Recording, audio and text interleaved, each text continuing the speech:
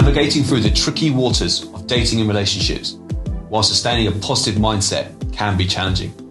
In a world dominated by social media, ever-growing sexual desires and underlying insecurities, as founder of Lipstick Stain Passport, I'm on a mission to expose and identify the core principles and bitter truths of the dating world. Travel through the highs and lows with me, Robert Van Tromp, as I highlight and discuss the good, the bad, and the ugly. Mr. Peter Vigilante, how are we, sir? I'm doing absolutely amazing, and I'm so happy to be a part of the podcast. The setup looks amazing. I'm so freaking proud of you, bro, and I'm psyched to be on it. Unbelievable. I tell you what, this guy is honestly, literally the most positive man I think I've ever met in my life. There's never, ever a bad thing that anyone could possibly say about Peter, is there? Oh, Is Rob. there? There isn't, though, is there? You're making me blush, man. Come on. I could say the same about you, brother. Oh, mate, you absolute hero. You absolute hero. Oh, dude. I mean, honestly, we only spent two days together in the retreat. And even with that, I feel like I got to know you so well. Maybe like 2 days together in the retreat. And like, even now I tell Melinda, I'm like, he's such a good dude. I'm like, Rob's just such a good dude. She's like, I know. And just like, but it's also crazy because under the circumstances we met, I feel like you get to know somebody so well, so fast. So 2 days there was probably like a week and a half in the real world. At least. Maybe more. Literally, mate. Literally. And you know what? When it comes to you're talking about those days that we did spend together, obviously finding out about the Circle Jerk Club, I think that was, just to I'll tell you what we're going to do, Pete. We're actually going to give our viewers a bit of an insight into exactly what that was and what went down. So, Pete, do you want to take the floor with this one? Yeah. I'll take the floor. I remember we spoke about this once on a live stream with all the guys, and only a few thousand people saw it. So I guess it would be good to clear the air on a podcast. It's going to be out forever. Let's do it. This ain't going anywhere. It's not going anywhere. Yeah. Let's do it. So anyways, we had a joke before Rob came in, and we called ourselves the SJC Club. It was me, Rob, and Cam. No, not me, Rob, and Cam. So sorry. Me, Nathan, and Cam. You weren't there yet. I'm so sorry. I'm already trying to include you in it because you're part of it, bud. That's the name of the group chat, by the way, people. Anyways, we would lie to like production, everyone, and we would say like, yeah, because we're not allowed to relieve ourselves on the show, we go out into the middle of the ocean and we do it out there where you guys can't see or hear us. Was it a complete joke? I'll leave that up to your imagination. Wink, wink. No, I'm just kidding. Anyways, Rob gets there and we're trying to convince him. We're like, he's like swimming over. He's just being like he's just like doing his Rob stuff, chilling, swimming over to us. And we're like, dude, we got to try to convince him this is real. So he gets over to us and he's like, oh, guys, what are you guys doing? And we're like, that accent needs some work, my friend. But carry on. I'm trying my best. We're like, well, actually, because we're not allowed to, relieve ourselves in there, we do it out here. And you're like, really? How does that work? And I'm like, well, Cam tells a story and we all sit here and we wank to it. And you go, well, all right, then I'll see you guys. Rob just swam away so fast. You know what? I don't think we ever told you it was a joke. I think you just said these guys are insane. He just swam away. I literally thought to myself, do you know what? This retreat maybe isn't for me. This is this is maybe a bit too hectic for my liking. Bro, that was the funniest. I think that was my favorite part of the whole retreat, was convincing you that SJC was real. And we call it SJC. I know that's not how you spell circle, but we needed it to be a little bit like mysterious. So we misspelled circle with an S. So it's SJC Club. Don't forget it. We always said we were going to make shirts. We still got to make the shirts. That's it. And just to clarify on that as well, Pete, we don't want people thinking we're completely illiterate. We do know how to spell circle. We did go on a TV show, but we're not completely thick. So we do want to make that very, very clear. So, Pete, you're also very frozen right now. Are you all right? Are you all right? Hello? Pete? Let me try to fix it. You're all right? Hello. Yes. You were like, Melinda, can you unconnect from the Wi-Fi? Yeah. Okay. Yeah. You good? I'm back. I think. Yes? Yeah. Okay. I'm great. Ooh, Yeah. You good? ooh. What if I connect to my house? Yeah. Are you in the same I place? think I'm good. You're good, yeah? As long as you're good, Pete. Yes. You're right. Okay. All right. Okay. No. I'm good. I don't know what you see on your screen right now, but I'm good. No. All right. Okay. What I want to say is, so I guess really the basis of the session, first of all, so we want to understand exactly, we all went on this TV show. We all got told that we couldn't touch one another. A lot of us did anyway. And I think what we want to know really from you, Pete, is, what's kind of been the biggest kind of difference from from pre-show to post-show.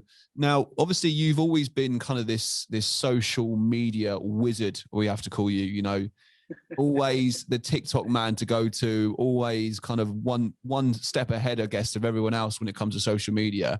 So this was already your life prior to going on the show, and you probably already kind of had such a big emphasis on that life anyway, in terms of, managing your social media and managing, we'll call it fans, shall we say, people that love Pete.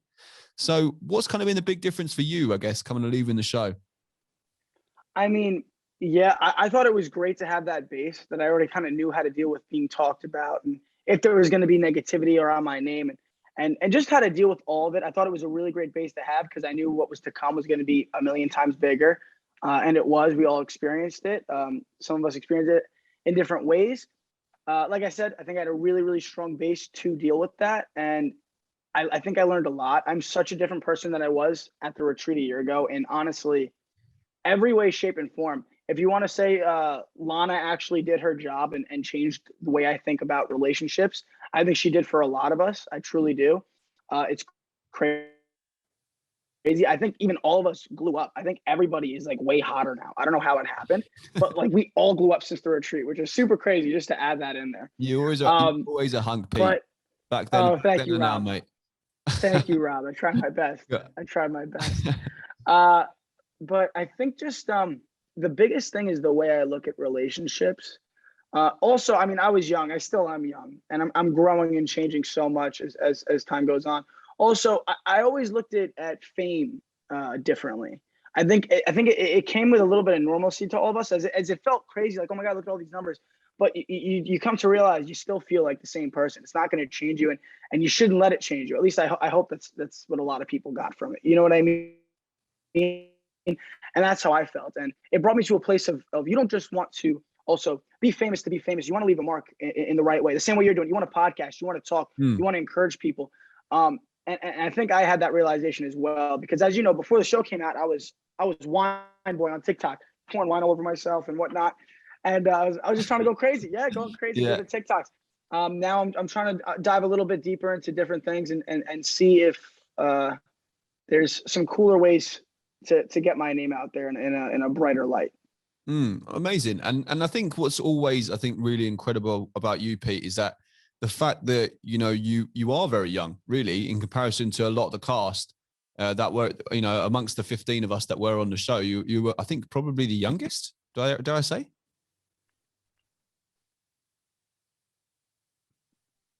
Pete? Yeah, I believe when Tabitha came in later, I think they're the same age as me, if not a bit older. I believe I was the youngest. I'm here. Yeah. Can you hear me again? Yeah. You're croaking. Okay. Yeah. So you were, So my understanding is that you were the youngest member of the cast, but I think maybe Tabitha, but it wasn't much between. Yeah, Tabitha was close. Yeah. It wasn't much between. I think she was a little bit older than me. Well, there you are. And really, let's be honest. I mean, and folks, I'm really not actually exaggerating when I say this. Pete was arguably probably one of the most mature in the house, which was insane, really saying that. For a guy to really have such a strong know-how in terms of how to handle situations. And, were you disappointed to kind of have the exit that you did? I saw it coming. I said it on the show. I said confessionals, and I meant it. I saw it coming when I knew somebody was going home.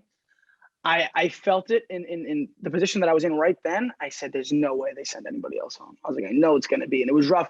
And obviously everything goes through your head and you're like, oh, what could I have done differently? This and that, whatever.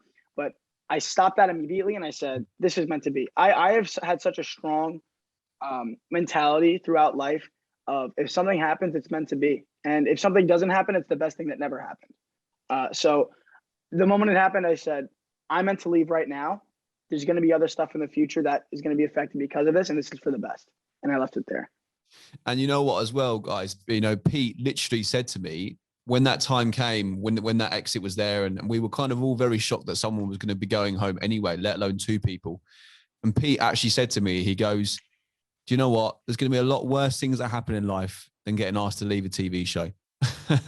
And that I did say that.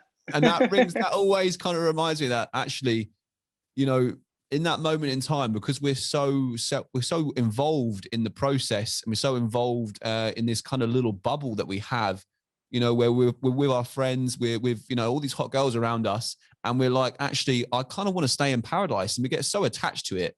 And the moment that you kind of said that to me actually made me think, I'm more in this than I thought. I'm more emotionally involved in this than I thought, and it was kind of almost a bit of a wake up call for me.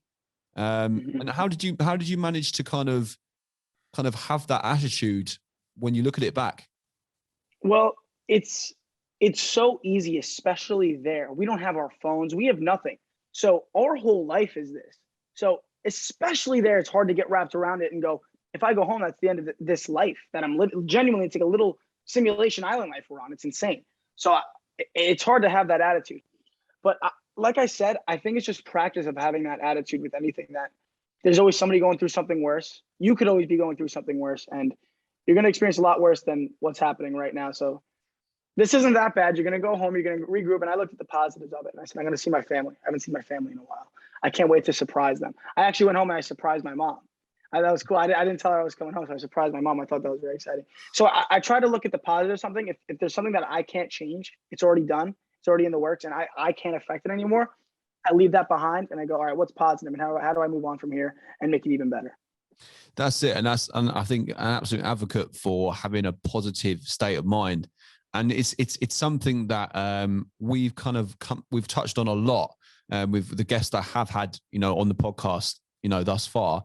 We've talked about how their mental state has kind of shifted from being on the show, and kind of the effects, not just from social media, but also from a day to day, you know, oh, Pete, can we have a photo? Pete, can we do this? You know, Pete, can you say hello to my auntie on a FaceTime, or, you know, can you say hello to my dog? You know, there's lots of things, there's lots of differences that come up, you know, on a day to day basis. So how have you, I know obviously you said that you kind of did a lot of this stuff before anyway, but it must have still been quite a big difference for you, no? Oh, it was a huge difference. It went from maybe like 10% to 80%. So, well, I said it was a lot it was good to have under my belt, right? What I did have, what was to come, I don't think it could have prepared any of us. And it's sort of weird now, because we're in this weird space now where it's like, okay, now how do we maintain and how do we take this platform that we've all been given and use it positively, not only for us, but for the world? As I said, again, like, you're doing a podcast, that's amazing. And you could just see the type of guy, Rob, like, you don't want to just say the stuff you're saying for yourself. Like, you want to really change people's lives with your words. And you could tell that about certain people. And those are the people that are going to change the world 100%. And like I said, I think that's where we are right now. And I think we're all just trying to figure out at this crossroads that we're all at, where we go from here.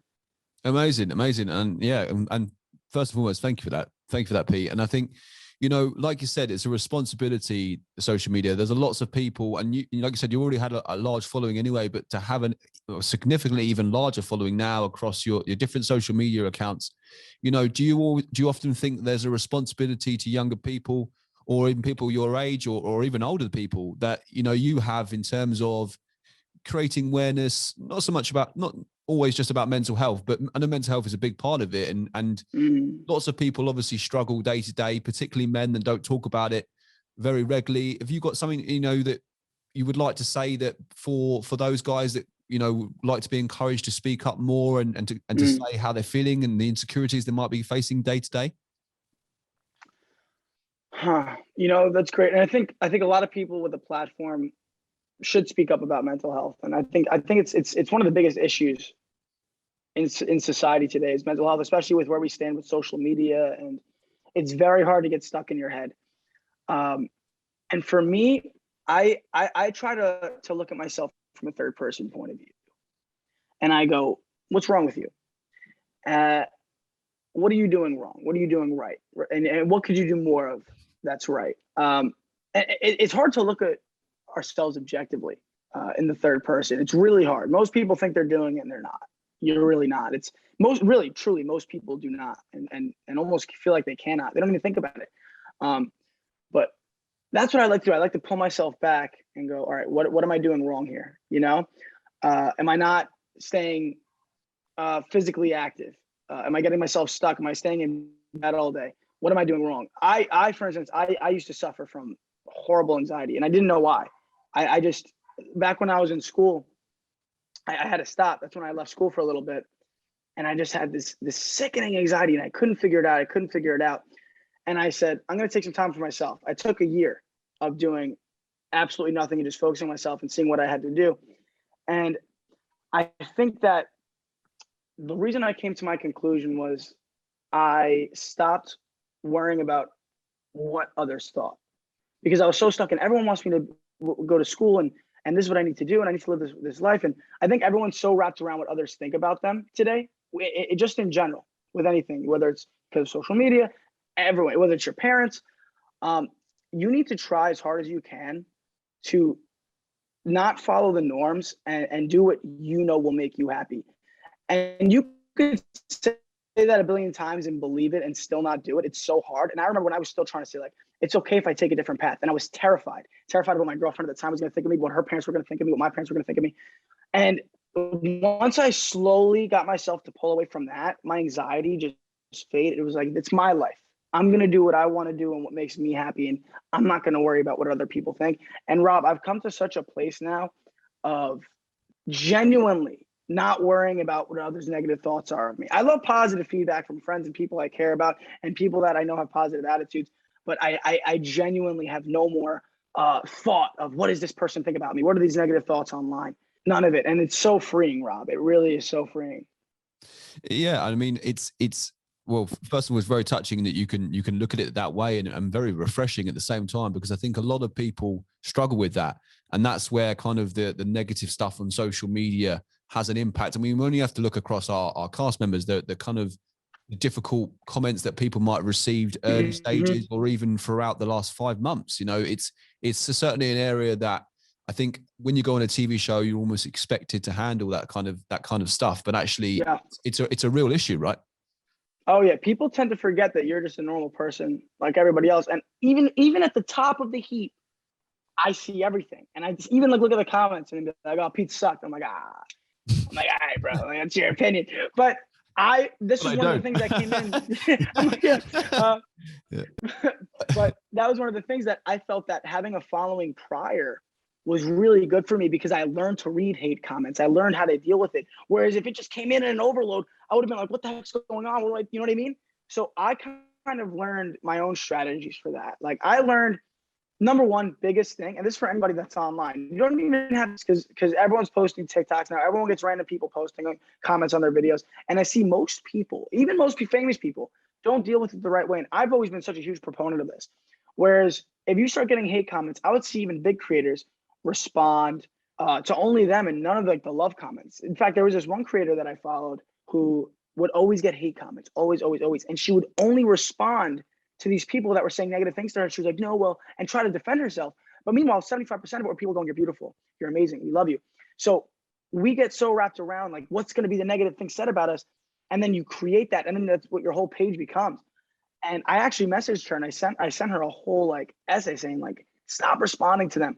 You give them power. You know what I mean? Stop even when these creators talk about them, like stop with the negative comments. And this person said exactly this.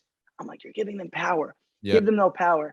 And the other point I was trying to make with that is why their comments are meaningless is, Rob, I've never met a single happy, smart, genuine person that has ever gone online and talked shit about anybody, ever. No, I agree. So why am I going to take this person's comment seriously? And that's just my viewpoint on it. No, I think you're very, very right. And I think it's always a true reflection of that person who's obviously writing the comments, rather than, like you said. And I think I completely agree. When we latch onto comments like that and actually ignore the more admirable comments, then we are actually, like you said, fueling the fire. We're making it even worse for ourselves, because then people know that, oh, I've got to them, I've got to him, I've got to her, like, and it should never ever be like that. But yeah, fantastic. And I guess moving back towards the retreat, and obviously the time you spent in the retreat, you obviously had a very elaborate time in there. You obviously everyone's, one of their famous scenes of season 2 is obviously the double kiss that you had with Melinda and Carly. And I think always definitely going to be a fan favorite. And I think people were genuinely surprised, obviously, to see you go, and I think you played a massive part in that house. Obviously, since coming out, it's taken kind of probably a turn that you probably wouldn't have expected. Obviously, going then kind of finding romance with Melinda, it's then led you down a path where obviously you're living now in New York still. Yeah, I'm currently in LA, but I'm still back home in New York for the most part. So you guys obviously, as I said to Melinda, you guys obviously live this life where your social media is your social media, and you don't want to spend too much time, or don't want to almost give people the option to have their opinion on your own relationship or whatever it may be. And that's kind of it's kind of a privacy thing, but also it's a powerful message. There's a powerful message to people that actually you shouldn't blast all your relationship over social media, because it's not their place to pass comment. But also it's like I said, Instagram itself is about 5% reflection of what is actually going on in your life, and the other 95% we don't actually really see on a day to day. Yeah, I forgot what YouTubers said this. So, but I've seen it happen to a few of those couple things with each other, and be so involved with social media all the time that it started to feel fake. And it was like, am I doing this for social media, or am I doing this because I love my partner? So you could get really wrapped up in the fakeness of social media, especially with relationships. And it's very, very, very dangerous. And I will always stay very safe, very private, in areas of my life that I know social media can affect. Because we all know, listen, social media is a great thing. We're in a great time right now, but it can definitely almost always turn into something negative if you let it. And Rob, I'll never let social media overtake my life in that negative way. People could comment and say the things that they want and talk about things. Oh, Peter, you should do this, you should do that. It's my social media at the end of the day. It's my life. It's what I want to show you. And if you don't like it, you don't have to watch. Simple as that. So that's the mindset I have, and I'll never let social media overtake me, give me anxiety, and mess with me and with my brain in a way that I used to felt. Yeah. So that's where I stand with social media. And I think a lot of people should have the same mindset, but it's very, very, very, very hard to have. And I'm very worried for the younger kids coming up that don't have a good voice in their ear to say, listen, try to retract, try to do this. Don't let it overtake your life. And it's such an addiction too, as well. And it's honestly, it's scary, especially now with the metaverse coming out, that everyone's going to be living in social media. It's going to be the real Ready Player One. It's scary, Rob. It's scary. Literally, and like you said, talking going back to the relationship side of things, I can definitely talk from my own experience, and maybe you can as well, Pete. And I'm sure a lot of people listening probably can, where we've probably had photos with a girlfriend or a boyfriend or whoever it may be, and we weren't truly happy at that moment in time, but we all put on a smile and a face of like, we're truly happy, we're having a great time, and everything's kind of hunky-dory. I'm not sure if you use that phrase, Pete. I thought that's an English phrase, hunky-dory. Do you use that?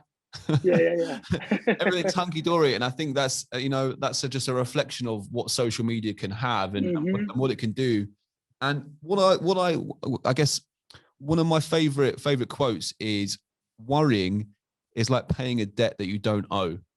And when we talk about social media and we talk about like the effects it can have on us, when we start overthinking, oh, are people going to think this? Are people going to think that? Oh, have I got enough likes on that photo? Have I got enough comments? Are people got enough views? Then we almost create this kind of state of mind, which is actually a negative well-being for us. We want to move away from that. And I think that the problem with social media is because it's going that way, and it's actually making us more and more focused on the way it wants us to be rather than what we want to be. And you know what's crazy, Rob, is because you think social media, it wants you to work in that certain way of what are the numbers, what are this, what are that. Yeah. But the funny thing is, Rob, is if you work with social media in a more positive way, it can work more positive for you. So for instance, if you're for this specific post, this specific thing, and you go crazy around it, it could be very detrimental to you and even your social media platforms if you're trying to make a career out of it. Whereas if you stay positive, you go, I'm not worried about the numbers. I'm going to post what I enjoy and I'm going to show love to the camera and do what I want to do. And the camera sees it, Rob. The camera sees when you're genuinely enjoying yourself and making good content that you enjoy. And even if it doesn't do well right then and there, if you do it every day and you make it like a job, but you enjoy it, you don't stress over the numbers, 9 times out of 10, it's going to do well. And that's how I started. I was always stressed. I'm doing this. And especially it happened on TikTok. I'm doing this. I'm dropping. And I said, I couldn't handle the stress anymore. I would freak out. Yeah. And I was like, Peter, screw the numbers. You've dipped enough. Calm down and just post every day and have fun with your content. And I went, boom. Yeah. And up. And there I went. And that's how I started. So you just got to try to have it's so hard to do and it's easier said than done, but you got to try your best to have a positive relationship with social media, and it'll have a positive one back. Amazing. And I think anyone that wants to watch some serious positive content needs to go over to Pete's TikTok, by the way, which is amazing. It's always I guess I watch it and I'm like, what is actually happening? I'm always incredibly taken back by what I'm watching, but then I'm always on to the next video. So it's incredibly enticing, mate. So I guess to finish things off, as I've done with all my guests, we play two games. Okay, so one would assume that you are a Squid Games fan. Yeah, of course. Of course, I thought you would be. Okay, so basically, in Squid Games we have our red flag, green flag.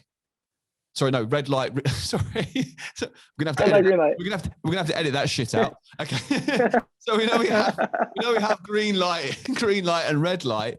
Okay, now it's going to be called green flag, red flag. Okay, and basically, okay, you are going to give me your best examples, your best examples of 2 green flag moments and 2 red flag moments. They don't have to be about Melinda or any past relationships you might have had. They can literally be for if you were giving your advice, let's say, to someone looking for a partner, what would be the 2 green flags and the 2 red flags?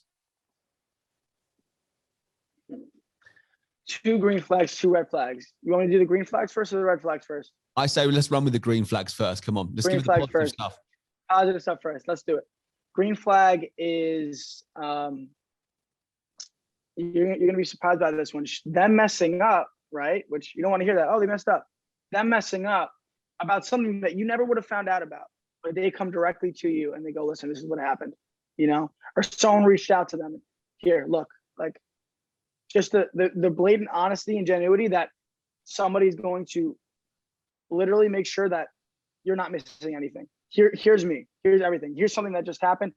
Check it out. Strong. I want to make things work. I don't want to mess things up. And that's more early on stuff.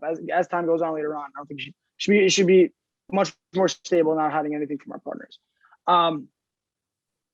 Another green flag. How they treat other people. If you're at a restaurant and they're being rude to the waitress and just rude to people, not holding the door open for people, probably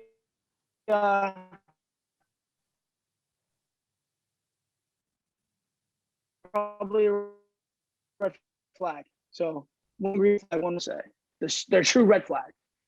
Okay. And then back to another green flag. You broke up a little bit there. So your green flag. Just to clarify, your green flag is basically if they come to you. So is around honesty and kind of like integrity and basically saying stuff to you that you would never have found out about. And then your red flag is basically how they treat other people in society. So like in a restaurant. Is that what you said?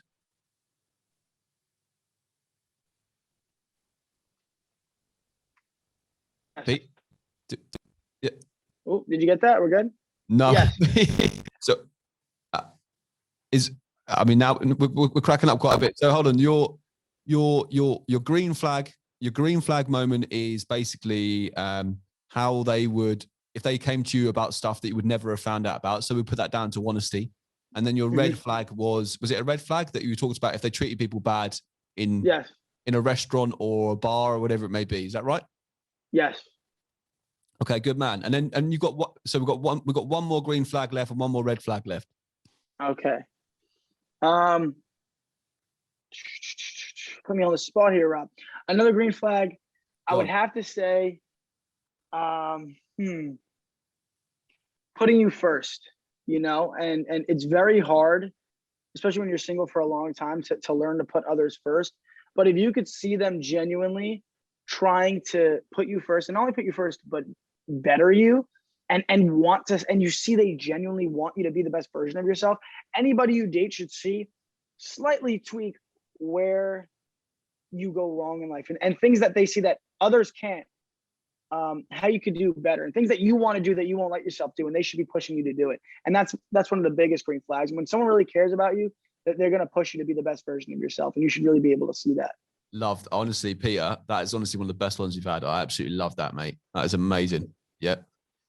And another red flag, I don't know. I don't want to sound petty and say talks to all their exes, because I know some people have some very healthy relationships with their exes, but that could very much scare you and go, am I going to be the next ex she's talking to?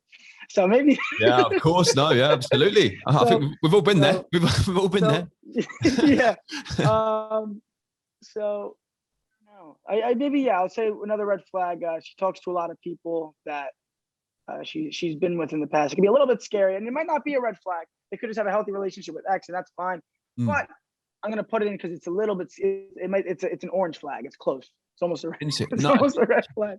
Cheeky little amber flag. Okay. Yeah, there you go. so basically, what you're saying is basically they don't. You wouldn't want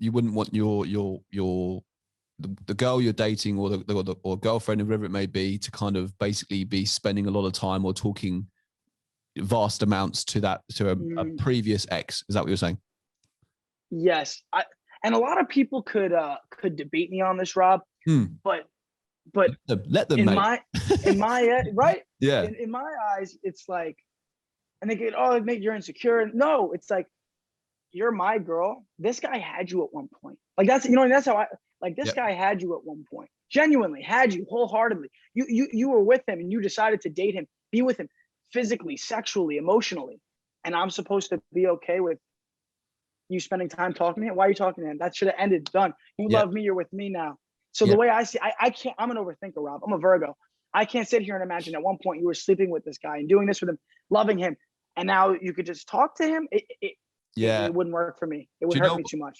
You know what? As well, you know what I always say, Pete, and I will be honest. I've been in similar situations like this, and what I think is always a healthy thing to do is flip it and talk about the fact that, if it was the other way around, would you want me to do the same? Yeah, well, that's a great thing in relationships. When someone's not coming around and you do know you're right, instead of fighting and yelling and this and that, it's try to put them in your shoes. Try to say, listen, imagine, try to create a scenario like, how would you feel about that? And 9 times out of 10, and I used to do that a lot. It works. It does work to make them go, wow, you're right. I wouldn't like that at all. So I think that's a great piece of relationship advice. Amazing. And so for our final game, we have got, not sure where you would have seen this, Pete. So we're going to talk about people's bedroom dilemmas. Okay. So we basically, it's exactly how it sounds on the tin. So basically, a bunch of people have sent in their scenarios. I don't want to use the word problems. Should we say, let's use the word scenarios. It sounds a lot nicer. The scenarios that they're facing in the bedroom with their partners, whether they be their wives, husbands, boyfriend, girlfriends. And what we're going to do is I'm going to ask you two of them. Okay. Or I say ask, I'm going to tell you two of them. And then you are going to be offering your best summary and your recommendation of that. Oh, I love that. Let's do it. Okay, amazing. Okay, let's just open up this. Okay, so our first one on the ranks. Here we go. Okay.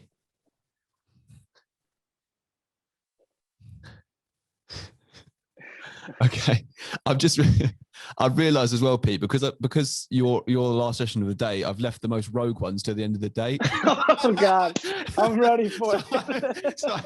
I've always been looking at them and thinking, oh, I can't say that one to that. No, it's a bit too much. And now we're at literally the last one. So Pete, you're actually getting literally the probably the worst ones we've got. So okay, so the first one is okay.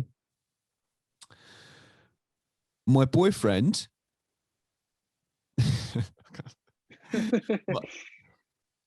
My boyfriend doesn't want to wear protection. Okay. Oh God. My boyfriend doesn't want to wear protection, but I told him I'm not on the pill. Whew. Pretty hectic for the first one, huh? We probably didn't see that one coming. Excuse the pun. How do we go about this? How do we find a common ground on that, Rob? I mean, don't be silly, wrap your willy. He's got to do it. I mean, listen, first of all, if you don't want to be on the pill because of like hormones and you're happy with where you are right now, I completely get it. Don't start anything that you feel like might mess you up. So I'm completely on your side there. But at the same time, when you're in a relationship for long enough and you trust someone, you know you're not sleeping with anybody else and you can be safe, it is a freeing and amazing experience to know that you don't got to wrap your willy anymore. So it's such a tough spot, Rob, for both of them. So very tricky. What I would say to you is if it's not a hormone thing and you would be open to maybe trying birth control, try it out. If not, obviously that's your choice. That's your body. I wouldn't want you to go ahead and take something that you really feel like you don't need. I don't know how safe your boyfriend's pullout game is. I don't think we should just go off of that. So I think until you guys could find a better solution, I think we got to convince your boyfriend and let him see this. Dude, wrap your willy. Don't be silly. You know, there's some things you can't take back, and let's be safe here, bud. Pete, that was expert stuff. Honestly, we love that. Okay, and on to our final one. Now I'm gonna have to warn listeners on this one. This one is it's a little bit rogue. Depending on what you're used to. Anyway, this one might be slightly rogue. Okay, so my girlfriend wants to urinate on me. I initially thought she was joking, but turns out she's very, very serious. And actually, do you know what, Pete? I will be honest. I saw that one at the start of the day, and I thought to myself, actually, there must have been a typo. I've looked over it a few times, and it's that real, that realization that it's a very, very real scenario. Oh my God, Rob! Before we get into this, I hope this guy's not listening right now. But what I will say is, if she wants you to do it, she probably had some guys pee on her in the past. So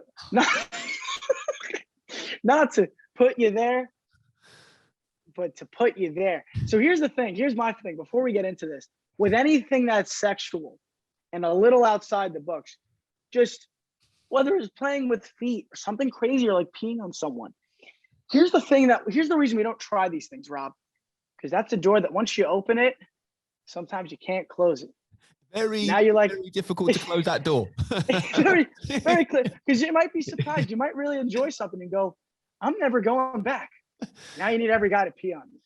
So what I would say, Rob, just for the viewers at home, if there's something you're thinking about trying and you're scared, you don't want to always do it, just don't open the door. Keep that door nice and shut and walk the other way.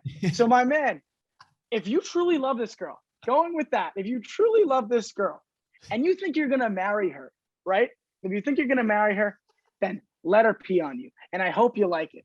I hope you love it, because hopefully you open that door and it's amazing for the both of you. But if you don't think you're going to last with her, you might be opening up a door that you cannot close. And you might be the one going around asking girls to pee on you. So take with that what you will. I can't believe I'm talking about this right now, but that's the honest facts about the subject. And you know what? All I can almost think about now is just this random guy going around asking girls to pee on him, and that's where we've got to with this. Rob, It's it's the image we've got in our heads now, and you definitely left the most rogue one for me left, but I think I was the right guy to answer. So I believe it worked out. I think things happen for a reason, and I genuinely think I was right to leave that one for you, Pete. To be honest, I agree. I 100% agree. Like I said, I looked at it and I was like, no, he can't be serious. But actually, now talking about it, it's very serious. It's extremely serious. It's actually a very serious scenario. Oh, it is. What do you do here, bud? I think I give some good advice. So hear me out. Unbelievable. Well, Pete, we've come to the end of our session, but one thing I want to say, thank you so much for coming on. Like I said at the start, I think, honestly, probably the most positive man I know.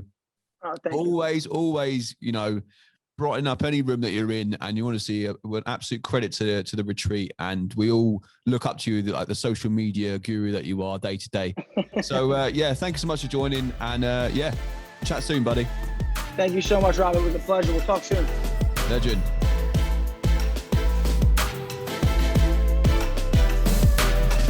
Thank you for listening, guys. Please rate and review the episode, and then head over to my Instagram to follow Lipstick Stain Passport, and then send me across your bedroom dilemmas.